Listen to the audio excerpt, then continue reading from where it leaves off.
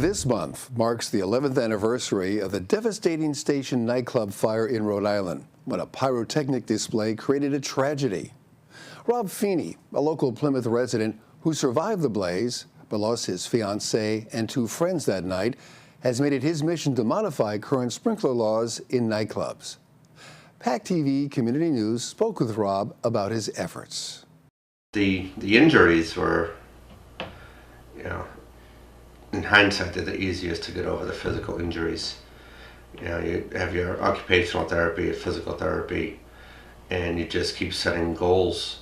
And for me, with my hands being amongst the worst physical injuries other than the internal burns that I had, some of the things, like my first couple of goals were just that, turning keys, turning doorknobs.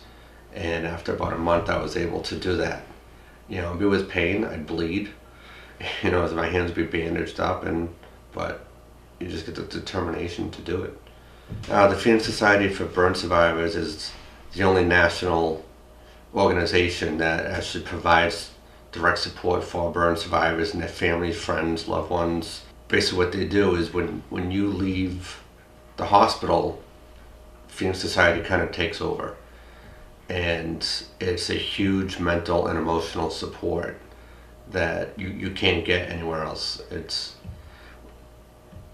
words can't even describe it, to be honest. Every year we run the World Burn Congress.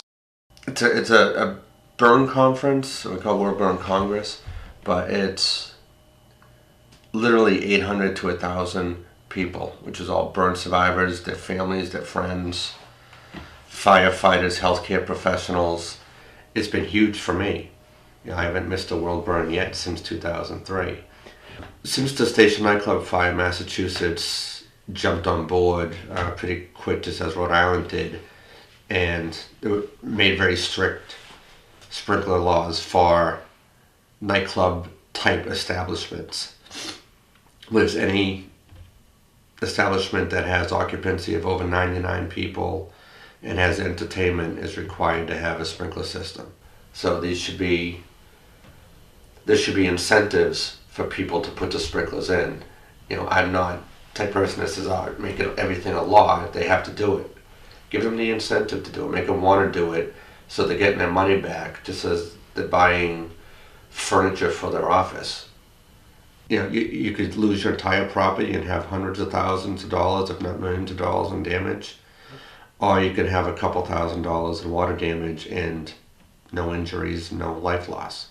I've been to Chattanooga and helped them pass the laws to require all their nightclubs to have sprinklers.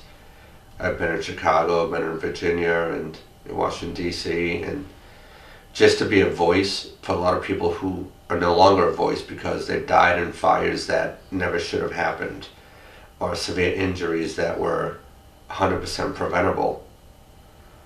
It's an honor, and I think that's really one of the main reasons why I survived the fire that I survived.